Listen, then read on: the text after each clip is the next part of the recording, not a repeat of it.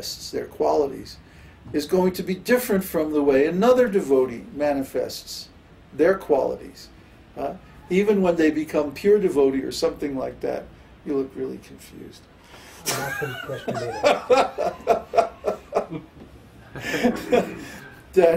that each devotee is going to be an individual. Kṛṣṇa creates individuals. Each individual is unique. That is one of the qualities of spiritual energy. That spirit is personal, individual, and unique. Nobody else is like me. There's nobody else exactly like you. We have certain things in common, but we also have a lot of things that are completely individual. So anyway, when we become perfected in self-realization, we engage all of our real qualities, our essential qualities, our spiritual qualities in Krishna's service. And then those qualities are enjoyed by Kṛṣṇa, who, after all, created us with those qualities from the beginning, just for his own pleasure. That's the proper use of our spiritual qualities. Now, what are the general qualities that a devotee should have? Well, the first one is truthfulness. And it's no coincidence that in this long list of qualities, truthfulness is the very first one. Truthfulness means that we do not hide the real truth. Was there ever a secret that didn't get revealed? Was there ever a lie that wasn't exposed? Was there ever a diplomatic dealing that was not exposed for what it really is in the long run? No. It doesn't exist. There is a law of nature that all subterfuge, all indirection, all deception is ultimately revealed and comes out and is known. There's a popular saying, the truth will out. The truth will come out. And it does, and we see this. And even now, so many secrets are being revealed about, how the financial system operates and how the banks operate and how the whole international finance thing is a complete deception and a rip-off and everything like that. So gradually more and more of these secrets are going to come out. And it's going to be astonishing, I think, to many people how deep the rabbit hole goes and how much collusion there is between the banks and the governments and the corporations and, military and all these different things. And it's going to be revealed that actually the whole thing is just a big rip-off. That's Kali Yuga, folks. That's where we are. The only thing in Kali Yuga that is not a rip-off is the devotional service of the Lord.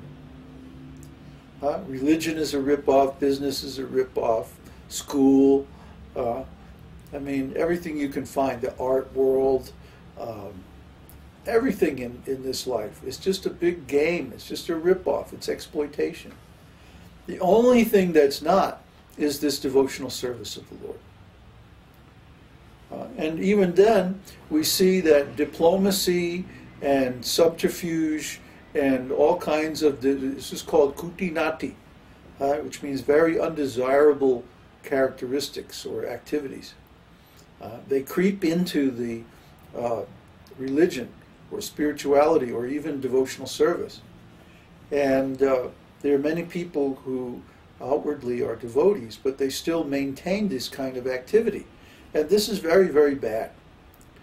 Because we've all been cheated in the past, and we know how it feels to be cheated by people who don't give the complete truth. Well, we don't like that. Everybody feels ripped off on account of that. Everybody feels hurt from that in the past.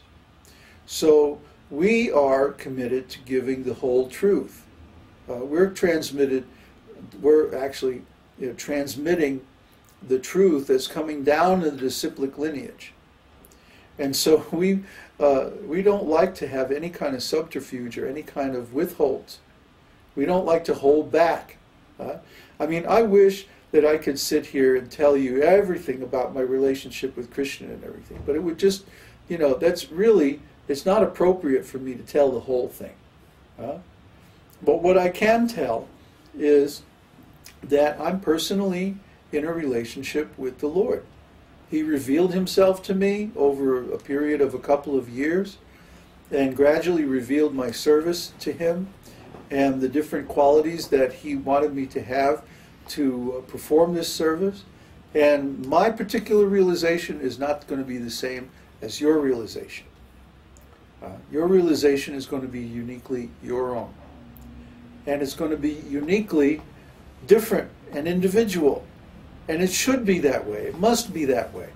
Kṛṣṇa is not up there with a stencil spraying identical figures on the wall. And puts the stencil here. Another one. That's not Kṛṣṇa. Kṛṣṇa makes each living entity unique, individual. There's no duplication. They're all one of a kind. They say, there's a common saying that God made you and threw away the mold. Well, there never was a mold. Everyone is individually handcrafted. He doesn't work like that. So, but the things that we do have in common are the fact that we are individuals, we're conscious, we're living entities, and we're meant to love Kṛṣṇa. But we're meant to love Kṛṣṇa in an authentic way. Not in a phony way, not in some rubber stamp way. But to discover our own unique way of loving Kṛṣṇa, which is based on these personal qualities that cannot be erased. They cannot be artificially tweaked until they resemble whatever the standard picture for a devotee is supposed to be. No, but we see that all great personalities have these qualities, beginning with truthfulness. And the next one is cleanliness. Cleanliness is very, very important. It's the second quality after truthfulness. See? You will know how advanced a person is by how clean they are, and how orderly and organized and how well maintained their dwelling place, their tools, their office, their files, all their stuff. This will give you an exact picture of how advanced this person is.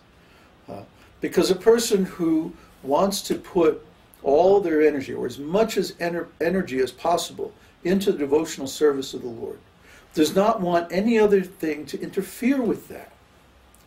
So first of all, they're going to be organized so that they can do their work with a minimum of effort. Time and effort is irreplaceable. Once you use time, especially, you can never get it back. So what we use our time on is the most valuable thing in our existence. So we want to have everything so well organized, so in such good condition, and everything ready to go. Like you see, like we always have computers and cameras and we have stuff, in bags and packed up. And we know where absolutely everything is. Unless the lion hides it. That's a different thing. But, if I say, where's our corporate stamp? Somebody can find it in like 2 minutes. If I say, where's this book on such and such? Within a couple of minutes, even if it's packed up in some box, we know exactly where it is. All the computers are spotlessly clean. Everything is well maintained. All the latest versions of software, everything is like, there's nothing that doesn't work. If we start having trouble with a cable or something like that, if we can't fix it, we throw it away. Because it's a liability to have something that doesn't work. Or cleanliness. Cleanliness is, next to godliness, right? Cleanliness is very, very important, especially in the worship of the Lord. And Śrīla Prabhupada said there two places should be very, very clean. The altar and the kitchen. That the kitchen should be just as clean as the altar. You can't imagine going into a temple and seeing dirt on the altar. That's just unheard of. Everything is spotlessly clean. And similarly, the kitchen should be exactly the same way, because that's where the offerings are prepared that are offered to the deity. So if the altar is going to be that clean, then the kitchen should also be that clean. Otherwise, we're simply offering our collected ignorance, our, the ghosts of the sins of the past, and like that. It's just contamination. It's just Maya. So those two things should be always very, very clean. And of course, the devotee keeps his own body very clean also. He takes showers regularly, makes sure his hair is trimmed nicely, that the body is kept very, very clean, and that everything that he eats is also very pure and clean, and offered to the Lord with love and devotion. This is prasadam. So this prasadam and the other things that are offered to the deity